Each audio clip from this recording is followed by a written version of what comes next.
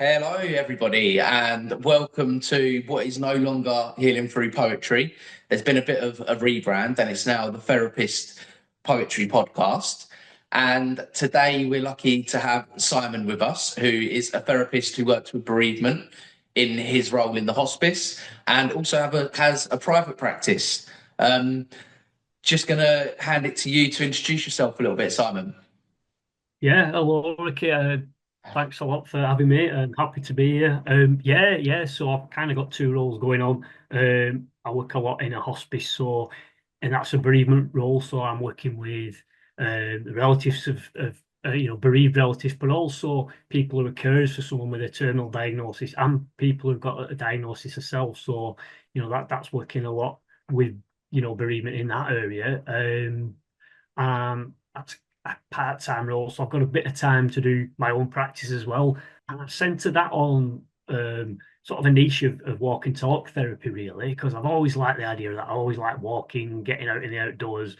And it's been said a lot about nature being beneficial for our mental health, but it really is. And I thought, combining nature with therapy and walk and talk therapy is not for everyone, but I find that a lot of clients I get that way. It's the difference between them having therapy and not. There's something about it that they really connect with, and um, yeah, it's particularly men. We talk a lot about men perhaps not talking about their issues, and I think the fact that we're doing something while we're talking, that seems to be it's the side by side, not face to face thing. So yeah, I found that perhaps men connect with it quite a lot. So yeah, between those two things, I keep pretty busy with it.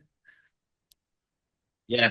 I mean, thinking about the bilateral movement that's going on there. So connecting the right brain with the left brain while walking along the thought side of the brain and the Yeah. emotion side, bringing those two together and bringing all the senses in as well. So looking around the eyes, the Mm. ears, the touch, and the feel of the wind and everything else. It really bringing all those senses and thoughts and emotion through movement together. Yeah, yeah, absolutely. It is. Yeah, multi-sensory. I hadn't thought of that, and I think sort of it was the sort of keeping active and exercise element of it. But again, like you say, absolutely, people attune to perhaps more senses while they're walking around. There's the weather, the sight, sound, smells, everything. So yeah, it's a multi-sensory experience, I suppose. Yeah. Um, that's something you do in your role in private practice. Yeah, we because I'd already started doing that, I actually introduced a walk and talk service at the hospice as well because we're lucky enough to have some really nice grounds. So it's a limited thing in the sense that it's just me offering it, and obviously with the nature of it, not everybody is sort of up for it or careful of it, or they'd rather have a nice warm room. But some people, I get a lot of, what people have had at the hospice, and perhaps carers don't get a chance to get out a lot because of the primary carer for the loved one. So they see the session as therapeutic, but it's a bit of exercise for them. And so, and that they tell me that that's not me sort of saying, oh, here's your exercise. They do find that beneficial. So yeah, it's to answer your question, it's something I do at the hospice as well sometimes. Yeah, it's a service that we offer there. So yeah. Yeah, that's great. I mean, the awareness of what as well that's not for everyone. It's the same in there's so many modalities of therapy Yeah. and different ways of doing it, and it's the same in all of it, isn't it? This might not be for everyone, but it Mhm. definitely will be for some. And Yeah. I just thinking about your role in the hospice and how that could really benefit people that aren't getting out as much as well. So that's great. And Yeah. today we're here for a similar subject about bereavement, um, and a bit of Yeah. Yeah. your own experience with that. And you're going to read a poem for everyone in a minute. Just wanted to give you the opportunity to give a bit of a background to the poem you're going to read us today. Yeah, yeah, absolutely. Well, yeah, we've been talking about bereavement at the hospice, and guilt's a feeling that comes up quite a lot in bereavement work.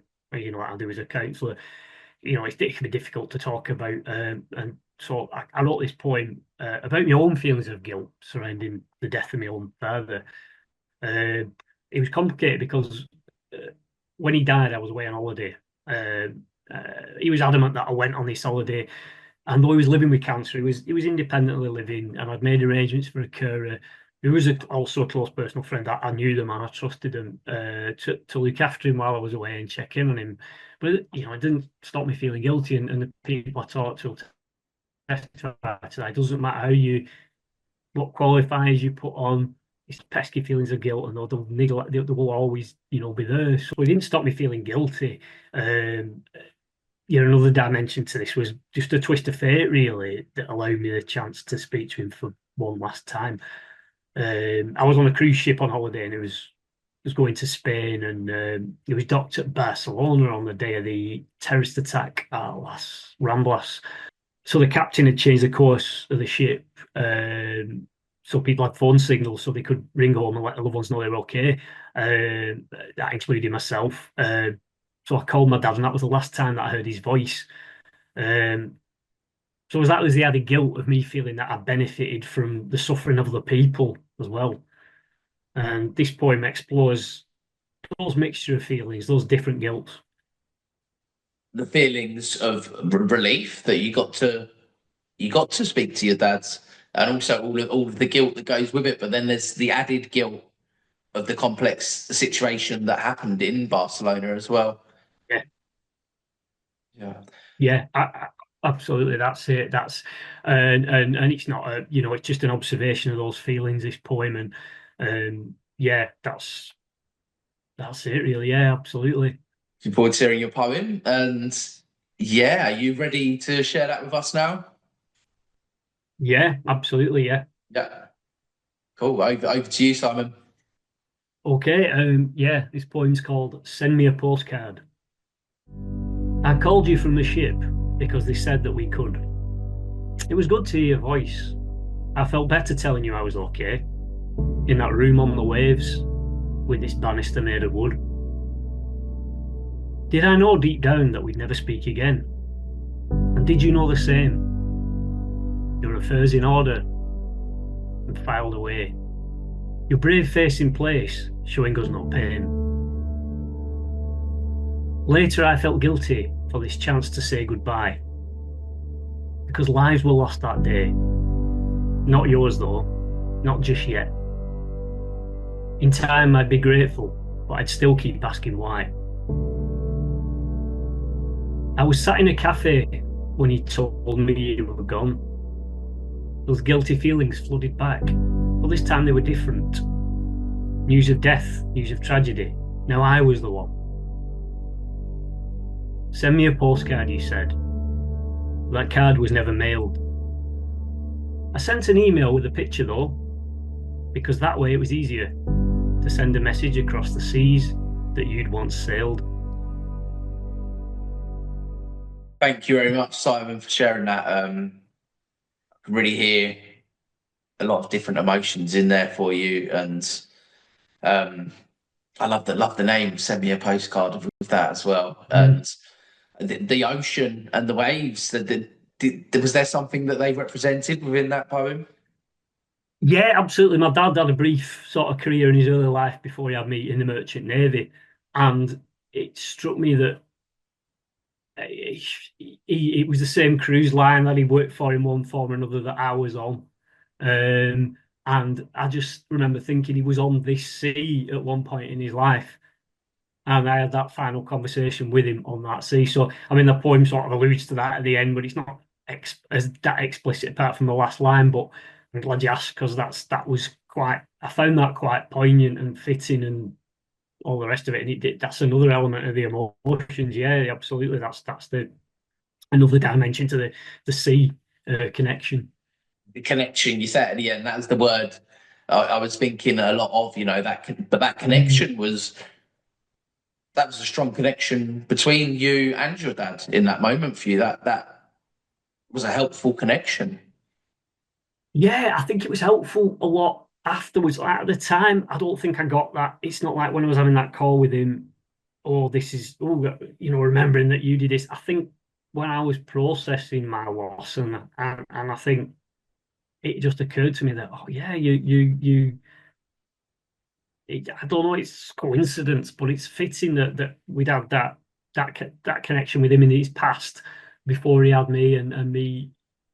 I don't know. It just helped me process it, and there was yeah, yeah, just looking out to sea. I did quite a bit of looking out to sea on that cruise, and I kind of put a lot of my grief on hold till I got home. I had to, but I had to have a few quiet moments myself, and having that banister, and just so lucky that I had a room with a balcony, because they don't always get those. And would give me that space on my own just to sit out looking out the seas. And I think thinking of him on the waves, I think that's when that first occurred to me a bit after, and then that stuck with me after I got home and wrote it down.